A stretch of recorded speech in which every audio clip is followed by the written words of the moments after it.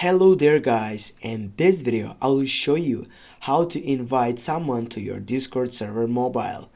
As you can see guys, I am on the side section on my Discord, and what I need to do, I need just to pump up into the left upper side by clicking on the three dots, and then I need to select the server that I want to get to invite someone.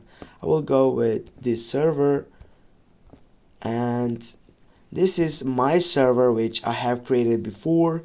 I need just to get for invite members on my upper side by clicking on it, and here you can find out your friends and you can just click invite by clicking on them, and automatically will be sent to them a message with that server. But also you can go with share link, and you can set this link to never expire if you just click on that button.